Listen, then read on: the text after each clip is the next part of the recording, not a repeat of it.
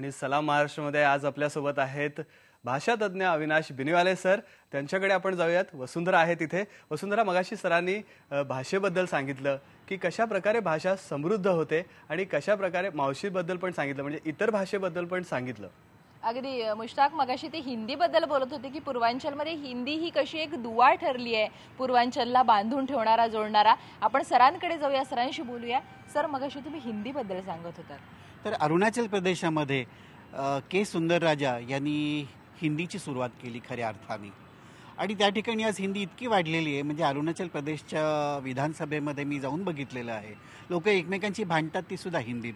म्हणजे आत्यांच्या भाषेत सांगायचं झालं तर आज पूर्वांचलातल्या बऱ्याच ठिकाणी शेमडी मुलं जे बोलतात ते हिंदीच असतं। अशी ही बांधून ठेवणारी ही भाषा झालेली आहे। मगाशी म्हटलं त्याप्रमाणे राजकारण्यांना काहीही म्हणून देत, हिंदी ही ह्या देशाची भाषा आहेच, सर्वसामान्यांची भाषा आहेच। हिंदीच्या संदर्भामध्ये आपल्याला आपण सावरकरांचा उल्लेख नेहमीच आदराने करतो, आणि मला असं वाटतं हिंदीच्या संदर्भामध्ये सावरकरांची भूमिका ही फार महत्त्वाची होती, की ज्यांनी अनेक वर्षांपूर्वी ती भूमिका घेतलेली होती, की आज तशी भूमिका आपण घेण्याची गरज आहे। सावरकरांनी एका ठिकाणी लिहिलेलं आहे की ज्या क्षणी माझं मराठीचं प्रेम राष्ट्रभाषा हिंदीच्या आड येईल तत्क्षणी मी मराठीला त्यागीन। इतकी त्यांची राष्ट्रभक्ती प्रखर होती भाषेच्या संदर्भामध्ये सुद्धा, आणि भाषेच्या संदर्भात मराठीतलं सावरकरांचं कार्य आपल्याला माहितीच आहे। तर अशी ही हिंदी भाषा आहे। त्या मगाशी आपण बोलताना म्हटलं की या भारतीय भाषांची परिस्थिती काय आहे, तर ती उत्तम आहे, ठणठणीत आहे। हिंदी ही सर्वांना जोडणारी आहे, पण ह्याचा अर्थ मराठी किंवा तमिळ ह्या संपल्या असं होत नाही। या भाषांनाही खूप मोठं भवितव्य आहे, मराठीला तर प्रचंड भवितव्य आहे। या जागतिकीकरणाच्या निमित्ताने आपल्याकडे एक मोठी ताकद आलेली आहे। मराठीला जागतिक पातळीवरती नेणं आज आपल्याला शक्य आहे।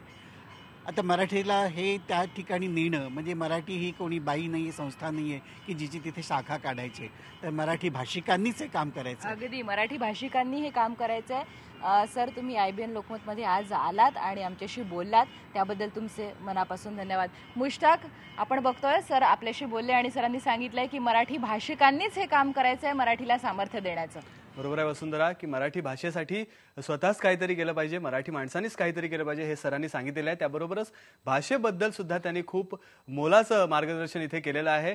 धन्यवाद सर तुमचं या माहितीबद्दल। आणि त्याबरोबरच गीते आपल्याबरोबर होते, संजय गीते। त्यांनी खूप छान आपल्याला गाणी ऐकवली, त्यांच्या रचना ऐकवल्या, आणि कशा प्रकारे त्यांनी ज्या कविता होत्या त्यांना नवीन चाल देऊन नव्या पिढीसाठी एक छान अशी मेजवानी दिली आहे।